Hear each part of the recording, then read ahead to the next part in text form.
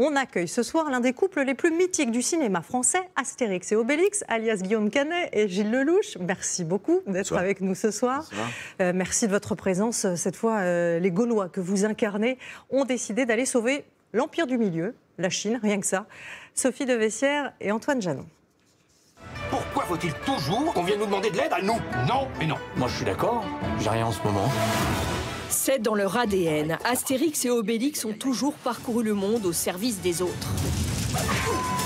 Les voici donc en Chine, un empire menacé par les Romains. Je vais devenir le nouvel empereur de Chine.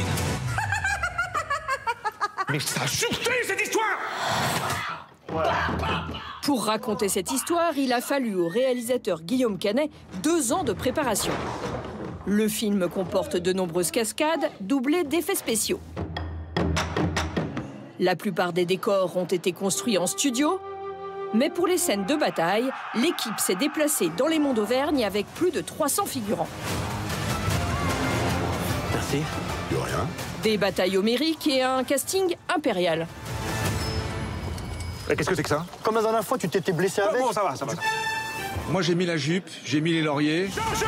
J'avais l'impression de sortir de la BD. Il faut dire qu'elle ressemble un peu au personnage de la BD. Ah non, mais c'est beaucoup de travail pour en arriver là. Sur la photo de famille très nombreuse, il y a des stars de cinéma français et des talents plus inattendus. J'ai pu découvrir un monde, un métier, des gens, enfin tout en même temps, quoi. Donc c'était trop fun. Angèle est Falbala.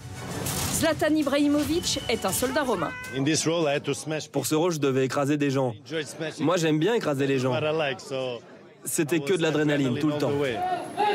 Leur présence est un hommage aux auteurs de la bande dessinée. René Goscinny et Albert Uderzo intégraient souvent à leur scénario des personnalités de leur époque. Zlatan, c'est une des nombreuses pépites de ce film. Guillaume Canet, comment vous avez fait pour le convaincre? Comment vous avez fait d'ailleurs pour tous les convaincre? Parce que le casting est impressionnant. Ça n'a pas été très difficile parce qu'en fait, on se rend compte que c'est une franchise. Enfin, en tout cas, ce sont des personnages qui sont connus partout en Europe, dans le monde. Et en fait, Zlatan, il connaissait très bien les personnages. Il avait lu ses BD voilà, depuis sa tendre enfance. Donc, il connaissait très très bien ça, même en Suède. Oui. Donc, Vous réalisez ce film, mais vous incarnez aussi Astérix. C'était pas du tout ce qui était prévu au départ, mais il paraît que votre producteur a su trouver les mots pour vous convaincre. Oui, mon producteur et puis aussi les distributeurs du film aussi, ils étaient très enthousiastes à l'idée que je le fasse. Moi, je voulais pas faire les deux parce que ça me paraissait être assez énorme d'être devant et derrière la caméra. Mais bon, voilà. Et ça a été un peu non, mais j'étais très heureux de le faire au final et surtout de le faire avec Gilles et de se retrouver tous les deux. C'était quand même une belle aventure. Parce qu'on finalement, on n'a pas beaucoup tourné ensemble. Les gens pensent qu'on a fait beaucoup de films ensemble. On a joué dans les films de l'un et de l'autre, mais on n'a pas beaucoup joué ensemble. Alors, vous lui avez fait un beau cadeau, mais pas sûr que vous ayez vécu ça comme ça tout de suite. Quand on joue Obélix, on ne peut pas se contenter de porter des accessoires. Combien de kilos vous avez pris? Une vingtaine. En combien de temps? En quelques... En 6 mois. Et vous les avez reperdus, évidemment? Pas complètement tous, mais en grande partie, oui. Non, ouais, il y avait une grande gageure, ouais, une grosse responsabilité. Surtout, c'est Obélix. Obélix, c'est la France. Et qui faisait Obélix avant? Gérard Depardieu. Donc, pour les 4 premiers films? Pour les 4 premiers films. Donc, succéder à Gérard, c'était compliqué dans ma tête. Vous l'avez appelé?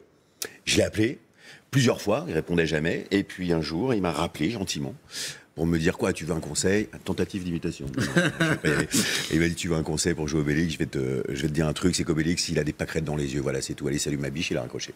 C'était synthétique, mais c'est des mots que j'ai gardés sur moi pendant tout le tournage parce que c'est exactement ça, Obélix, c'est de la poésie et de la naïveté, l'enfance dans un corps de brute. Voilà, ni plus ni moins. Et je peux vous dire que toutes les avant-premières qu'on a fait, les projets-tests, les enfants, tout le monde, sont totalement unanimes sur le travail qu'a fait Gilles. Et on oublie...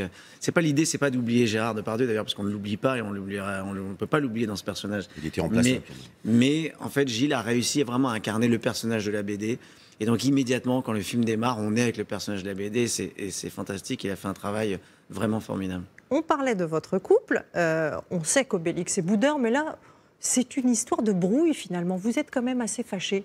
Oui, mais en fait, moi, c'est ce qui me plaisait aussi dans cette histoire, c'est de réussir à montrer aussi que ces deux personnages qui vont connaître un peu une histoire d'amour, chacun, ça les distancie un petit peu, ça les sépare un petit peu. Ça arrive souvent aux amis, hein? Ah bah oui, ça arrive souvent. Et puis ce qu'il y a de beau, c'est comme on a tout le temps en fait dans ces albums, dans ces histoires, ils se retrouvent et ils se retrouvent d'une certaine manière. Je vais pas tout dire, mais en fait c'est la poésie en fait de ces personnages et ce qu'a réussi magnifiquement bien René Goscinny et Albert Uderzo à chaque fois.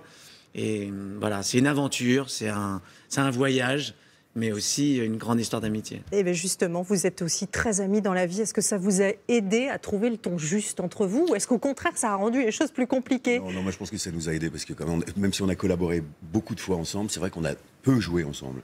Et d'avoir cette amitié, ce fondement-là, cette historique-là, ça nous a aidé parce qu'on avait énormément de travail à faire. Guillaume de son côté et moi du mien pour essayer d'approcher ces personnages Astérix et Obélix qui sont quand même malgré tout assez lointains. Donc il a fallu qu'on travaille pour aller vers eux. Et par contre, l'avantage qu'on avait dans l'amitié qu'on a l'un pour l'autre maintenant depuis 25 ans, c'est que on a eu des petites crises de couple dans notre bromance. Ah, on s'est bien engueulé aussi. On s'est engueulé beaucoup, ouais. On s'est beaucoup engueulé. Donc et puis pour mieux se retrouver après. Mais comme les personnages, c'est ça qui est très intéressant dans ce film, c'est qu'on est dans l'intimité de ces personnages qu'on connaît depuis si longtemps. Et ça en devient probablement pour la première fois, moi je trouve, extrêmement touchant, ce qu'il y avait moins dans les autres films. C'est un des films dont le budget est le plus important de l'histoire du cinéma français. Vous avez voulu beaucoup d'effets spéciaux. Pour quelles raisons? Parce que, de toute façon, tous les Astérix ont toujours des budgets à peu près à ce niveau-là. Maintenant, moi, je pensais que faire un film comme ça aujourd'hui, à notre époque, avec la concurrence, avec les Marvel, avec tous les films comme ça que l'on a... c'était important de réussir à faire un grand film d'aventure, comme je disais, de voyage épique, avec des grandes bagarres. Moi, c'est ce que j'ai vu sur les 20 pages au départ que j'ai lu. Je me suis dit, voilà, il y a moyen de faire ça et faire des effets spéciaux, comme on n'en voit pas beaucoup en France, comme on n'a pas l'habitude d'en voir beaucoup en France, et d'essayer d'offrir aux Français, aux spectateurs français, un grand film événementiel, enfin vraiment un film événement avec un grand spectacle, un grand film populaire, et donc du coup il fallait que les effets spéciaux soient à ce niveau-là. Il y a 1300 plans. Astérix et Obélix, c'est nos super-héros à nous en fait. Oui, c'est ça. C'est vrai. Vous dites aussi que c'était pas facile finalement de s'adapter à cette énorme machine. C'est pas forcément ce qu'on connaît en France. Non, déjà parce que pour des raisons pratiques, on a souvent fait des choses sur des fonds verts, etc. Et c'est vrai que c'était assez inédit pour moi, enfin pour nous tous. Et donc il faut avoir un petit pouvoir d'imagination quand même pour imaginer que voilà, on est sur un bateau en pleine mer alors qu'on est sur un parking. C'est ce genre de petits exemples là, oui. Mais d'un autre côté, il y avait des décors comme Shanghai par exemple.